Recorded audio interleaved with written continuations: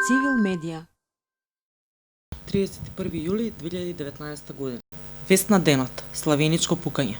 Синот на пратеникот од Дуи, Джевдат Адеми и уште едно лице вчера вечерта се ранети на свадбена прослава во Мала Речица. Од семејството на Адеми за албанските медиуми потврдиле дека од Затал кон Куршум биле ранети две лица кои се пренесени во болница во Скопје и дека еден од нив е синот на пратеникот. Секоја година во јавноста излегуваат информации за ранети или загинати лица од славеничко пукање. Цивил како организација која е дел од меѓународната акцијска мрежа за борба против нелегалното оружје, континуирано излегува со серија препораки за контрола на оружјето. Владата на Груевски беше глува кон препораките на Цивил во изминатите години, а ги супри и проектите за превенција и реформи во полицијата од кои дел беа посветени на овие теми. Истите правила, истиот закон важат и денеска во Македонија. Ситуацијата не е промената. Се пука. Крајно време е за сегнатите страни во доменот на општеството, институциите и владата да преземат сериозни чекори за надминување на култот кон оружјето и другите проблеми поврзани со оружјето. Контролата на оружјето не е само полициска задача, туку тоа е дел од алгорични и мултидисциплинарни мерки за справување со култот кон оружјето. Се вели во соопштението на Цивил со апел до МВР да преземе конкретни мерки и да воведе строги санкции за употребата на оружје како дел од прославите. Заев за средбата Мицкоски-Орбан.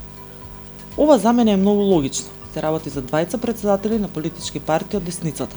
Тие се членки на ИПП и логично е да се среќаваат. Секако убаво е да се поделат сите детали со јавноста, како што тоа е обврска на сите јавни личности од таквите средби.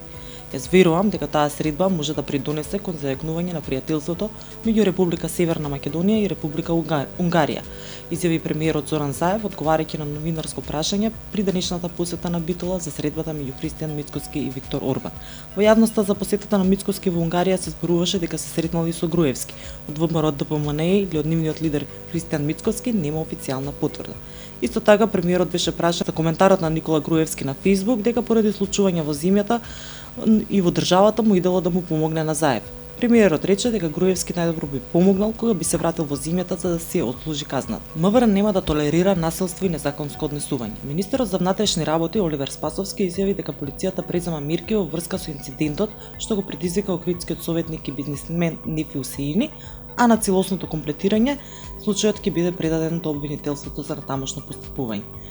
Тоа е состојба на човек кој се однесува крајно неодговорно, насилнички. Тој е повикан во полициска станица, земени се изјави, а се земаат изјави од други сведоци, очевидци на целиот настан и сите елементи што ќе бидат исполнети за кривично дело ќе бидат доставени до јавното обвинителство, изјави министерот Оливер Спасовски одговарајќи на новинарско прашање докаде е случајот со инцидентот направен од Усаини.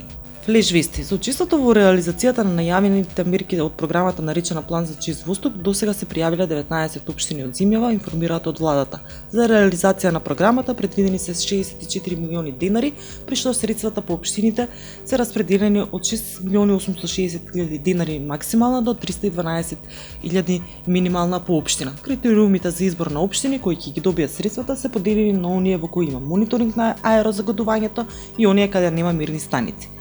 Заврши вештачењето на вториот телефон на специјалната јавна обвинителка Катица Јанева, но детали во интерес на истрагата нема. Телефоните на специјалната јавна обвинителка се одземени и дадени на вештачење со цел да се види нејзината комуникација со првоосомничениот во случајот Рекат Бојан Јовановски или Боки 13.